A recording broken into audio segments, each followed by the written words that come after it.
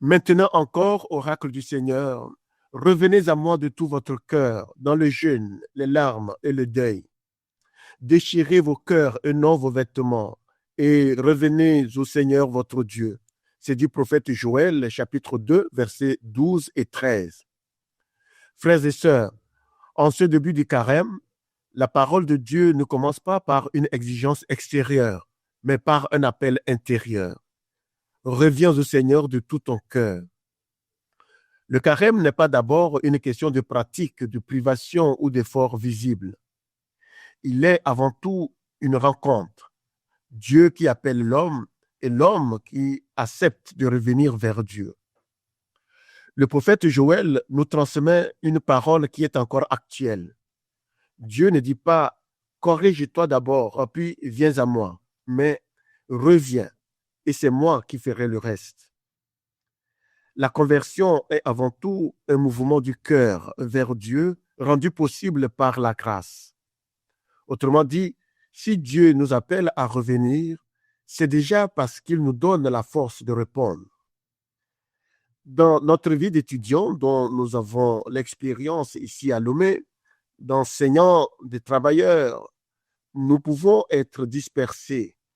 Pression académique, soucis financiers, tentation, fatigue morale, parfois découragement spirituel. Le carême vient te dire, Dieu n'est pas un concurrent de ta vie, il en est la source. Déchirez vos cœurs et non vos vêtements, dit encore le prophète Joël. Dieu ne cherche pas une apparence religieuse, mais une vérité intérieure. Un cœur qui reconnaît humblement, Seigneur, je me suis éloigné, parfois sans m'en rendre compte.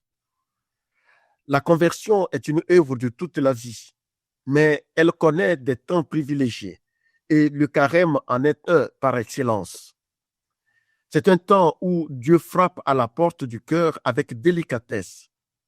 Recevoir les cendres aujourd'hui, ce n'est pas d'abord entendre tu es poussière, c'est entendre plutôt tu es aimé et je veux te relever. Frères et sœurs, en ce premier jour du carême, ne te demande pas encore qu'est-ce que je vais faire de plus, mais plutôt vers qui tourner mon cœur. Car tout le carême est contenu dans cet appel. Revenir au Seigneur de tout ton cœur.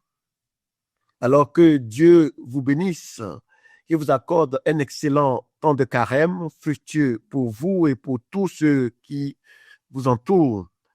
Et que Dieu vous bénisse et vous garde. Au revoir.